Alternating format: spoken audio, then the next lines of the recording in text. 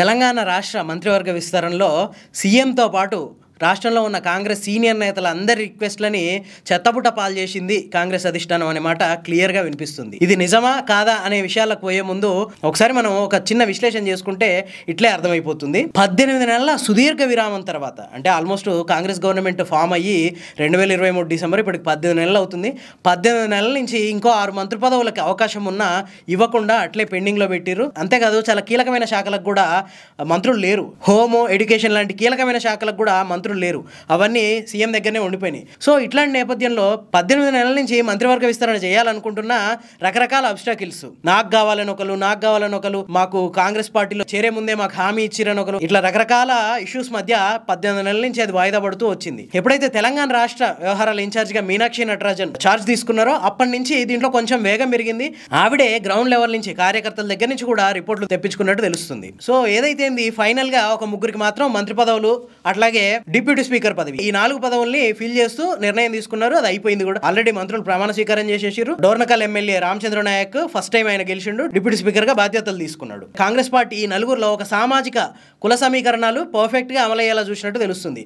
First Vakiti Srihari, Narayanpet జిల్లా Makthal MLA, బీసీలో ముదిరాజ్ కమ్యూనిటీకి చెందిన వాళ్ళు. బీసీ డిక్లరేషన్ కానీ 42% బీసీ రిజర్వేషన్ కానీ ఈ విషయాల్లో కాంగ్రెస్ పార్టీ ఎలాగైనా తనను తాను నిరూపించుకోవాలని చూస్తుంది. ఈ నేపథ్యంలోనే బీసీలో ముదిరాజ్ కమ్యూనిటీకి చెందిన వాకిటి శ్రీహరికి మంత్రి పదవి ఇచ్చింది.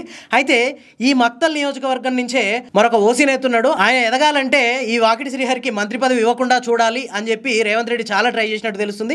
అయినా కూడా రేవంత్ రెడ్డి రిక్వెస్ట్లు ఏమి పట్టించుకోకుండా వాకిటి శ్రీహరికి కాంగ్రెస్ అధిష్టానం మంత్రి పదవి కట్టబెట్టింది. నెక్స్ట్ ధర్మపురి ఎమ్మెల్యే అడ్లూరి లక్ష్మణ్, ఈయన ఎస్సీ మాదిగ కమ్యూనిటీకి చెందిన వ్యక్తి. ఈయన శ్రీధర్ బాబుకి చాలా సన్నిహితుడు. సో శ్రీధర్ బాబుకి వాళ్ళ తండ్రి శ్రీపాదరావు ఉన్నప్పటి నుంచే కాంగ్రెస్ అధిష్టానంతో ఒక చనువు ఉంది.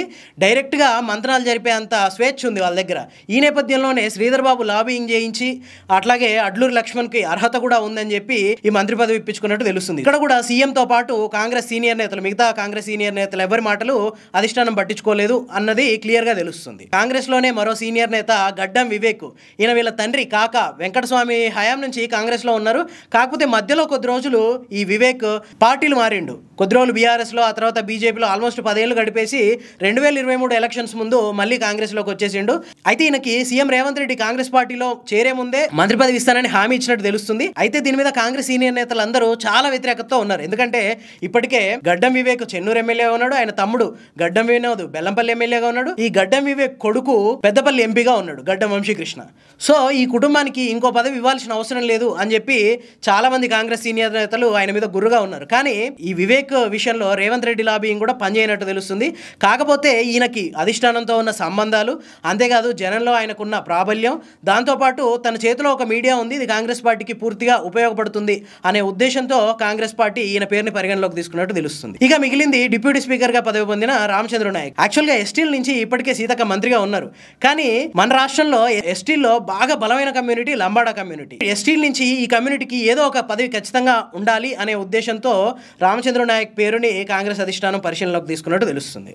సో ఈ మొత్తం కూర్పుతో ఒక సామాజిక న్యాయాన్ని పాటించాము అని చెప్పి కాంగ్రెస్ అధిష్టానం భావిస్తుంది. అయితే ఇక్కడ ఒక పెద్ద దెబ్బ తగిలింది ఒక రెడ్డి అనే సామాజిక వర్గానికి అనే చర్చ బయట చాలా గట్టిగా నడుస్తుంది. ఎందుకంటే 2023 ఎలక్షన్స్ ముందు ఈ రెడ్లు కాంగ్రెస్ పార్టీని ఓన్ చేసుకుని, అంటే రెడ్లు అంటేనే కాంగ్రెస్ పార్టీ అంటేనే రెడ్లు అన్న కోణంలో అంతా ఒకతాటి మీదకి వచ్చి ఏకమై కాంగ్రెస్ పార్టీని గెలిపించడంలో చాలా కీలకమైన రోల్ ప్లే చేసిరు.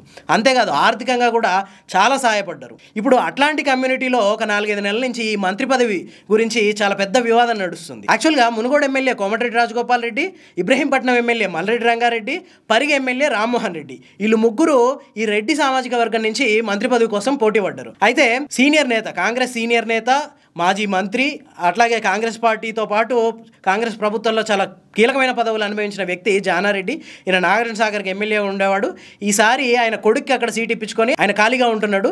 ఆయన ఒక లేఖ రాసిండు ఒక 3 నెలల క్రితం కాంగ్రెస్ అధిష్టానానికి. ఏమనంటే, ఉమ్మడి రంగారెడ్డి జిల్లా నుంచి కాంగ్రెస్ పార్టీకి ప్రాతినిధ్యం చాలా తక్కువగా ఉంది, అక్కడ 3-4 ఎమ్మెల్యేలు కాంగ్రెస్ పార్టీ నుంచి గెలిచిర్రు, హైదరాబాద్ ఉమ్మడి రంగారెడ్డి జిల్లాలో చాలా సీట్ల వరకు బీఆర్ఎస్ గెలుచుకుంది, కాబట్టి ఈ జిల్లా నుంచి ఒకరికి మంత్రి పదవి ఖచ్చితంగా ఇవ్వాలి, అందులో మల్రెడ్డి రంగారెడ్డికి కానీ పరిగి ఎమ్మెల్యే రామ్మోహన్ రెడ్డికి కానీ ఛాన్స్ ఇవ్వండి అని చెప్పి ఒక లెటర్ రాసిండు అధిష్టానానికి. దీని మీద మునుగోడు ఎమ్మెల్యే రాజగోపాల్ రెడ్డి చాలా తీవ్రంగా మండిపడ్డాడు.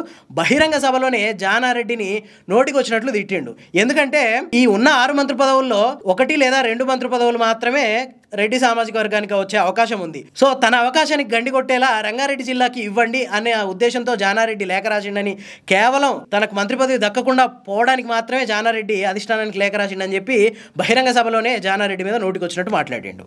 సో పిట్టపోరు పిల్లి తీర్చిందట. అట్లనే వీళ్ళ మధ్యలో నెలకొన్న పోరుతో మొత్తానికి ఆ సామాజిక వర్గాన్ని పక్కన పెట్టి ఒక 6 మంత్రి పదవులు ఇవ్వాల్సి ఉండగా ఒక 3 మంత్రి పదవులతో సరిపెట్టి ఈ మంత్రివర్గ విస్తరణని కాంగ్రెస్ హైకమాండ్ కంప్లీట్ చేసింది. అయితే మరో 3 మంత్రి పదవులకి ఇక్కడ అవకాశం ఉంది. అంతేకాదు పార్టీలో చీఫ్ విప్ లాంటి పదవులు కూడా ఇంకా ఖాళీగానే ఉన్నాయి. ఈ 3 మంత్రి పదవులకే 18 నెలల టైం తీసుకున్న కాంగ్రెస్ అధిష్టానం మరి మిగిలిన పదవులకి ఇంకెంత టైం తీసుకుంటుందో అనే విషయం మాత్రం బయట చాలా పెద్ద చర్చ జరుగుతుంది. సో ఈ మిగిలిన పదవులు భర్తీ చేయడానికి కాంగ్రెస్ అధిష్టానం మరి ఇంకెంత టైం తీసుకుంటుందో తెలియాలంటే మాత్రం వెయిట్ చేయక తప్పదు.